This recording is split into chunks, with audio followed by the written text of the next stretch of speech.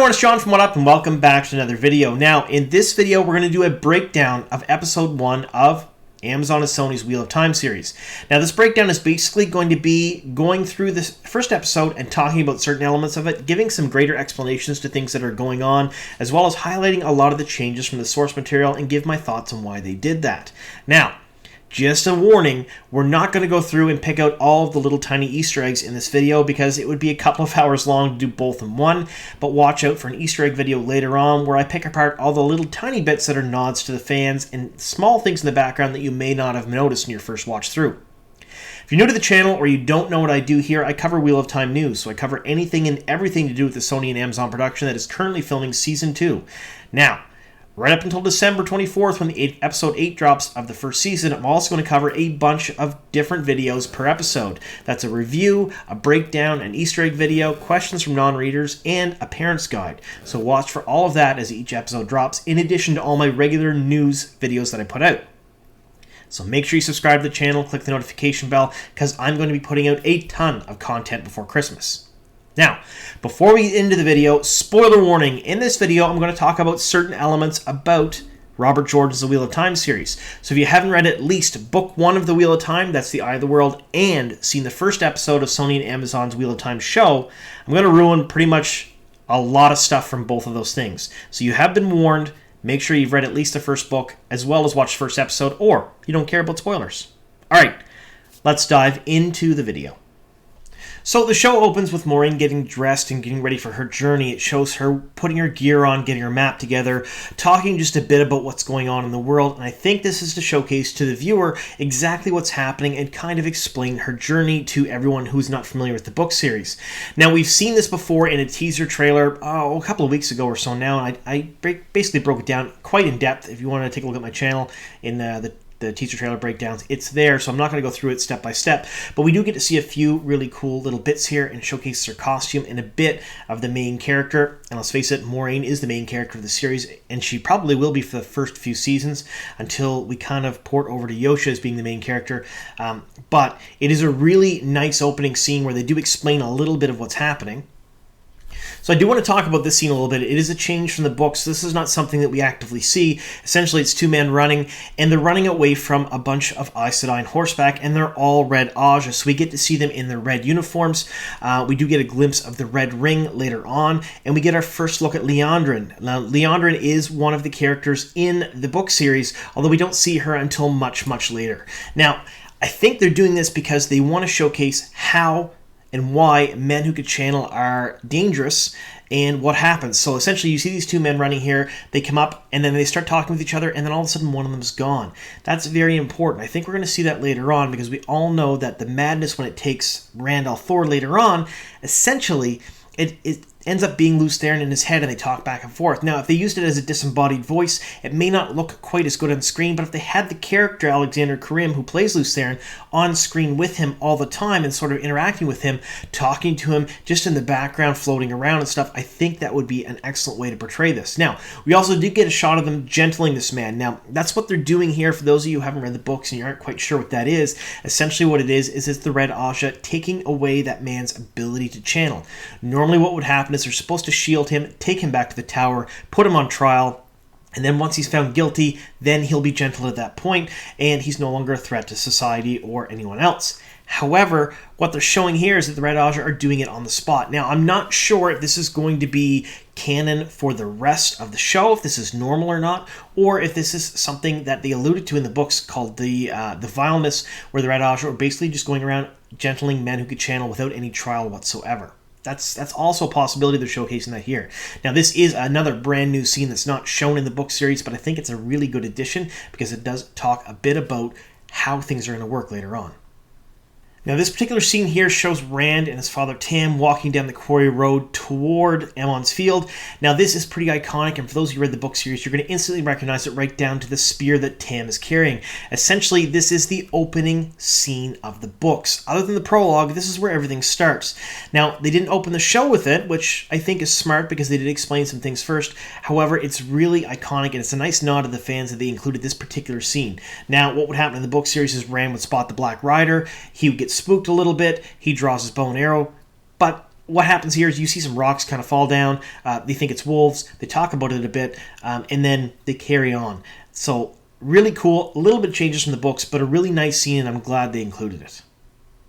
Next one I want to talk about is this. You see Mat and the two boys, Perrin and Rand, sitting in the Wine Spring Inn, and Mat's dicing. So he talks a little bit about gambling, and then he gets 1 single pip. So all of them would be the Dark One's eyes if you get them all, and that's a bad thing. And I think what they're doing here is they're basically setting up his love of gambling. They talked about it a little bit. They talked about his losses. Now, in the book series, Mat is known as a gambler, but it's not really talked about a whole lot until much later in the series. So they're setting that up early. They're showcasing all that now. And then as they go through this, you get to see a few changes here. Now, we're going to talk about them right now. The first one is Mat's home life. Now, you get to see Natty Cawthon and Abel Cawthon. Natty is essentially a drunk, and Abel Cawthon is womanizer. He's out basically cheating on his wife with some young girls around town. They talk about that a bit. And then when Mat gets home to his two sisters, they're dirty, they're disheveled, they're playing with straw dolls in a little hut. And when he takes his mom home, he tucks her in, and she's still in pretty rough shape then. Now, that's a huge departure from the book series. Now, the book series basically showcases Natty and Abel as stand-up members of the community. They're really good. They may not be well off, but they're not super poor either because his father is a horse trader, and he does allude to that later on in another episode. We'll talk about that just a bit. However, I think they're doing this for the reason of setting up Mat's character. Now, in the book series, you have a lot of inner monologues. You have them talking to themselves. Let's face it, Robert Jordan, when he wasn't describing clothing or scenes, it was inner monologues. Those are the two big parts of the series, and it works really well on the page, although it doesn't work so well on the screen. So when they do this, and I've seen some people complain about them changing Natty and Abel, I think it's really very smart, because essentially what they're doing is they're setting up Mat's love of gambling for later on when he does it, which will make more sense to the viewers. They're also setting up sort of a desperation to get money, and the fact that he's a bit of a scoundrel and whatnot, because he is desperate. He's trying to get money for his family. He really is a good person at his heart because he cares about his sisters, and only his sisters pretty much at this point, not too much about his mom and his dad. But I think that's why they're doing this, to set up his character for something for the viewers to see rather than, an inner monologue where they're talking about that. Now, we also get to see that in this scene here. Now, in this scene here, we get to see Perrin's home life. This is Lila Abera, his wife. She's referenced a couple of times in this episode. They talk about it, and there's a pretty iconic scene later on where essentially she dies. Now, this is a setup, I believe, for Perrin's character. Now, they just did it with Mat, with his home life and his family, and the problems he's having. Now, they're doing this with Perrin as well. Now, essentially what happens here is it shows him with his wife. They're a little troubled. She doesn't look super happy. Perrin doesn't look super happy. Perrin's out celebrating with the town. She's at home working the forge. They are laying in bed together at one point during this episode, and she looks like she loves him, that she wants to spend some time with him. She's holding his hand while he's asleep, but they don't look really happy together when they're awake and around each other. Then later on, when the Trollocs attack on Winter Night, you have Perrin essentially kills her with an axe completely by accident. That completely ruins him. Now, for the rest of this episode and carrying forth, he's pretty much quiet, reserved, and within himself. He's not talking too much. Now, in the book series, that's explained away that he's bigger than everyone else. He's scared to hurt people, and he talks about that a lot in inner monologues, just like Mat did with his problems. But, again, inner monologues don't always work on the screen. I think they did this basically to give him that quiet, brooding, inward spiral that he had in the books, but not because he's big and he's scared of hurting people or anything like that. It's because he did something really horrible that no one else knows about. He killed his wife. Basically, everyone blamed it on the Trollocs, and he didn't correct them. So he's living with that guilt and that fear, and that makes him hesitant to do violence, hesitant to basically get out in the forefront of anything, kind of like he is in the books. So I think it, although it may not be a super popular position, and some of the fans are pretty upset about this, I like it. I think it's a great way to showcase his actual personality on the screen later on and give reasons for it. Now, Rand and Egwene are not known to be romantic in the books. They're talked about being together, but it's not really something that is showcased a whole lot. Now, in the show, of course, they're together. They're both in their early 20s, like 20-ish. In the book series, she's a little bit younger than he is. However, they've seemed to have aged her up just a bit in the show to match Rand's age as well as Perrin and Mat's, because she is now one of the possibilities for the Dragon Reborn, which we're going to talk about that later on. But because of that, they've been able to level up their relationship a bit. Now, they've talked about it in the books, and throughout the first book in The Eye of the World, you knew that they were together, you knew they had a relationship. However, it didn't really track for me or pretty much anyone that I've talked to that read the books. It seemed like a very innocent sort of like, check this box if you want to go out with me, early teen romance, whereas this is a much more mature romance. So when things happen later on that come between them, especially in episode 2 and 3 and then further on in the series, it becomes much more impactful to the viewer, and I think they did this completely on purpose, and I think it's a really smart choice. Now we have the scene with Moiraine and Lan in a bath together. Now, it doesn't really show anything as far as nudity goes. Not really. I mean, it shows Lan's backside. However, I think the reason this is here, and it's not for nudity like Game of Thrones, where it's shock value or it's showcase just to pull people in.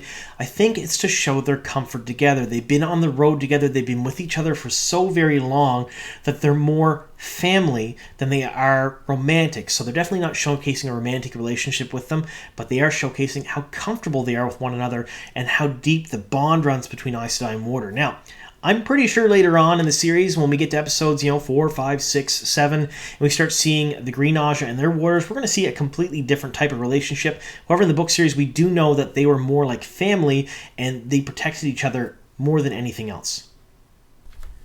Now, this is one of those changes that's a little bit different. This is Padan Fain, and he comes to town in the books, and he's not really that central of a character, at least initially in the first book. He shows up a couple of times. However, here, this is pretty neat. Essentially, Mat's selling him stolen goods, and he barters him down and basically buys it for almost nothing. Now, this does a couple of different things. It showcases Mat's desperation for money, which, I mean, in the books, I don't think he actually stole anything other than the ruby-hilted dagger, which was more of a mistake.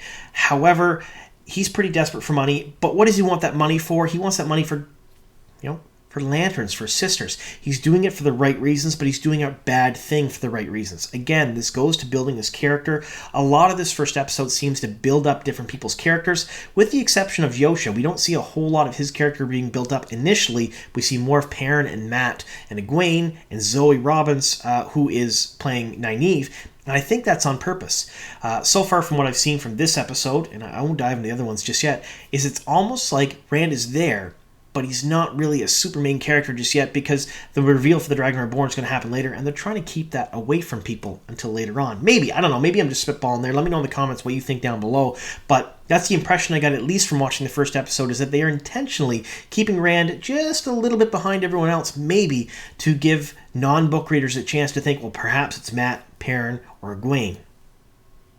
Now, this scene here, they have a good scene between Zoe Robbins and Rosamund Pike. That's Moiraine and Nynaeve. And essentially, they talk just a little bit. You come to find out that Nynaeve's age is between 25 and 26 years old, so she's not in the right age range to be the Dragon Reborn, because basically they're looking for people that were born 20 years before, during the Aiel War, during the Blood Snow. And it's kind of strange because some of the promotional material basically had Moiraine saying the 5 of you, and seemed to include Nynaeve in that group who could be the Dragon Reborn. Now, they've already said there's 4 Ta'veren in this village. That's Egwene and the 3 boys, I want to guess. But they didn't say how they knew that. So I think some of these questions may be answered later on. However, this particular spot here, it goes to show that she's an orphan. Now, some people were very shocked when they seen this particular scene, like Nynaeve's an orphan. That's a huge change. It's not. She's actually an orphan in the books. She was raised by her father till she was about 13 or 14, and then he passed on, which means that she was an orphan. Now, this is a bit different. She was a baby. She was raised by the wisdom since she was a baby. And this, I think, this scene in particular is there to set up her hatred or her mistrust of Aes Sedai, because she talks about the wisdom who raised her, who walked all the way to the tower when she found out she used one power, only to be turned away. Now, when she came back, she kind of passed that mistrust of Aes Sedai on to Zoe, to Nynaeve. And I think that's on purpose, because later in the books, you see a lot of Nynaeve not trusting Aes Sedai, not talking with them, not trusting Moiraine in particular, and this sets that up. Now, you see with Lan, he's out scouting in the woods, and I believe he's probably looking for the Fades and the Trollocs. Not really something that happens in the book series, although I wanted to showcase this scene because it is pretty iconic. Essentially, you see a bunch of slaughtered sheep, which is one of the staples of the Two Rivers region, so they do tobacco and wool, essentially, but it's the shape of the dragon's fang. Now, this is a pretty good Easter egg, and I'm going to talk about this in my Easter egg video, to readers of the series, because we know what the dragon fang is, although to non-book readers, it's just a pretty brutal scene, and at this point, you know something is wrong, something is up, and they are talking about what possibly could be there hunting the 4 Ta'veren, as well as, not just Moiraine and Lan. One of the other iconic scenes in the book series was the attack on Rand and Tam's farm. Now, this happened a little bit differently in the show than in the book. Now, in the book, basically a bunch of Trollocs attacked the farm. Tam already had his sword out. Now, when he had his sword out, he was able to kill a bunch of Trollocs and let Rand get away. Tam then jumped out of a window, led them into the woods, and they met later on, and Tam was injured. Now, Rand had to go back to the farmhouse to try to gather supplies to take him back into town, where he met Narg.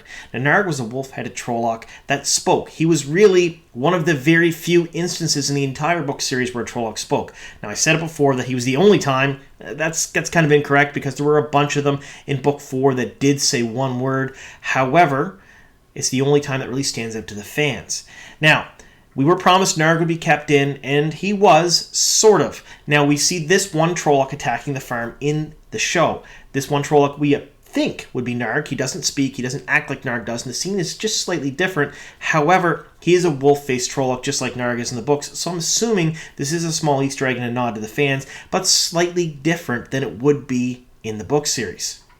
Then you have the attack of the Two Rivers on Winter Night. Essentially, a whole bunch of people die, including this man right here. This is Senbui. Now, IMDb did change him from Senbui to Cranky Old Man, and I think that might be on purpose, because you can't have Senbui die if he's a central part of the later books. And I can't say he's really central. He does show up a bit. He's part of the village council. Now, this particular attack was fairly cool, and a bit of a change from the books. Not huge, but a little bit of a change, because essentially we don't really hear too much about the attack on Winter Night. We hear about Rand's attack on the farm. It goes through when he fights Narg. However, all of this is left to our imagination. They talk about it happening, and when Rand shows up in Emond's Field in the Two Rivers later on, it's aftermath. It's the after the fact of the fight. Now, this particular fight lasts for quite some time, and essentially a couple of things happen that are different from the books in this. So Rand does show up later with his father after the fight's over, but during the fight, you get to see a lot of the villagers attack and die, which you don't get to see in the book series. You don't read about it. Nynaeve gets kidnapped by a Trolloc, basically grabbed by her braid and hauled away, which again does not happen in the book series. She's there healing people and helping people throughout this. Egwene is helping her as well. There's a few other small tidbits here, like the fact that Perrin kills his wife. We talked about that. Mat hides his sisters. Those things aren't showcased in the book. You don't see them because, Perrin's not married, and we don't know what Mat's really doing on Winter Night. But they do show this on the screen because it's exciting. It's a good hook for the end of the episode. It's a big battle, and we get to see Moiraine using the power for the very first time. Now, when she's using the power, it's coupled with Lan basically running around destroying Trollocs with a sword. And you get to see her here basically spinning around, and all these white kind of, strings coming out from her, I believe, are strands of the One Power. Now, at this point during the series, they haven't really explained any of that yet. So for non-book readers, it might be a little confusing as to what's happening here. But essentially what it is an Aes Sedai can channel the One Power, and the One Power is made up of 5 different powers: earth, wind, water, fire, and spirit. They then use those threads to build or weave things to interact with the world around them. So if they're picking something up with air, it's just air. If they're lighting a fire, it might be just fire. It might be fire and water and air. If they want to make a ball of fire in front of them, things like that. Now, what this is showcasing is a bunch of different strands coming out around her. These strands turn into fireballs. They're picking up stones. They interact with the clouds above them to cause lightning. There's a bunch of different stuff that happens there. Now, I did watch this with a bunch of non-book readers, and they had a lot of questions about how the magic worked. And it's one of those things they didn't really explain, but they might explain later on in the series, although up to episode 3, they haven't really got into it too much just yet, but it's explained a bit better in the book. But really neat to see in a very good battle scene. Now, this pretty much ends the episode. We have the end of the Winter Night battle here. The Trollocs are essentially vanquished, and then Moiraine tells them there's more coming. They look up in a mountain, and there's a whole bunch of torches coming down the mountain, and they are another army, we'll say, of Trollocs and Fades coming down after the Forte Varen. And those 4 are Rand, Mat, Perrin, and Egwene. She is included in this, and there's a bunch of references to the fact that the Dragon Reborn may be a male or female, which is another departure from the books. Now, Robert Jordan's notes did say that at some point during Other Ages, the dragon could be female, but it was never explicitly mentioned within the series. So this is one of those changes Amazon did, I think, to heighten the mystery around who the Dragon Reborn is until we find out, probably in episode 7 or 8 is my guess, when we do find out that Rand is the Dragon Reborn, because we do find out during The Eye of the World, the first book. All right, so essentially the first episode does a very good job of setting some things up. It leaves out some explanations, so you don't really get an explanation of too much about the male half of the One Power or the female half. It's just sort of called the One Power. You don't really get a huge explanation about the Aes Sedai or the different factions within it, but let's face it, during the actual book series, those things come much later as well, although you do get a better explanation of what the Aes Sedai do. So, essentially, I think what they're doing is they're trying to set up a lot of things in the first episode. They crammed a lot in there, and like I said in my review, I think it probably could have been longer, even split up into a couple of different episodes to showcase it just a bit better. However, they did do a good job of setting everything up, and then the pace of episodes 2 and 3 slows way down.